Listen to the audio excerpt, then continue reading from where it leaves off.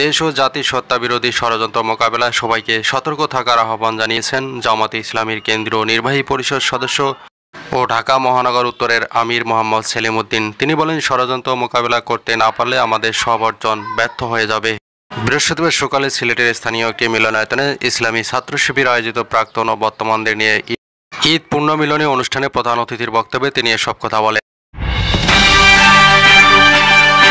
প্রধান উপদেষ্টা অধ্যাপক ডক্টর মোহাম্মদ ইউনূস বলেছেন, মানুষ অন্য কারো অধীনে কাজ করার জন্য জন্মগ্রহণ করেনি, বরং তারা উদ্যোক্তা হওয়ার জন্য জন্মগ্রহণ করেছে। তিনি তরুণ প্রজন্মকে উদ্যোক্তা হওয়ার কথা মাথায় রাখতে বলেন।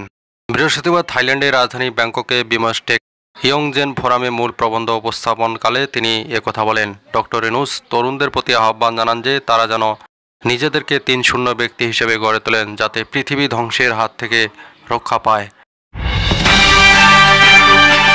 এদিকে গাজীপুরের শ্রীপুরের সাতখামাইর এলাকায় ময়মনসিংহগামী মহুয়া কমিউটার ট্রেনের পাওয়ার কারে আগুনের ঘটনায় ২.৫ ঘন্টা পর ঢাকা ময়মনসিংহ রুটে ট্রেন যোগাযোগ স্বাভাবিক হয়েছে। বৃহস্পতিবার সকাল 10:30টায় এই আগুনের সূত্রপাত হয় বলে জানিয়েছেন ফায়ার সার্ভিসের উপসহকারী পরিচালক মোহাম্মদ মামুন। খবর পেয়ে ফায়ার সার্ভিসের 2টি ইউনিট ঘটনাস্থলে গিয়ে আধা ঘন্টায় চেষ্টার আগুন নিয়ন্ত্রণে আনে।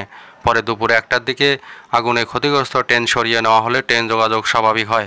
অগ্নিকাণ্ডের ঘটনায় কোনো হতাহতের খবর পাওয়া যায়নি। পাহাড়ে চাঁদাবাজি ও সন্ত্রাসী কার্যক্রম বন্ধে কঠোর ব্যবস্থা নেওয়া হবে বলে জানিয়েছেন স্বরাষ্ট্র উপদেষ্টা লেফটেন্যান্ট জেনারেল অবসরপ্রাপ্ত মোহাম্মদ জাহাঙ্গীর আলম চৌধুরী। তিনি বলেন, পাহাড়ে যত রকমের সহিংসতা সহ সমস্যার মূল কারণ হচ্ছে চাঁদাবাজি। এই চাঁদাবাজি বন্ধ না করলে পাহাড়ের সমস্যার সমাধান হবে না।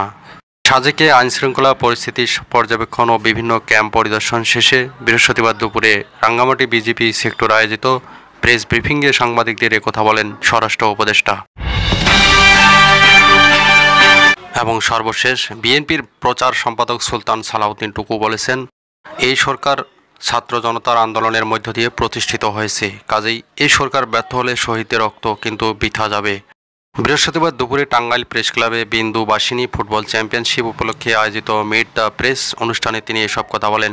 সুলতান সালাউদ্দিন টুকু বলেন, যে উদ্দেশ্যে শহীদরা রক্ত দিয়েছে সেই গণতন্ত্র একটি নির্বাচনের মধ্য দিয়ে প্রতিষ্ঠিত করতে হবে। কাজেই ভোটের অধিকার প্রতিষ্ঠার যে দাবি, যেটি আমি মনে করি যৌক্তিক সময়ে এই সরকার পদক্ষেপ নেবে, পরবর্তী সিদ্ধান্ত দল কী নেবে আমার পক্ষে বলা সম্ভব নয়।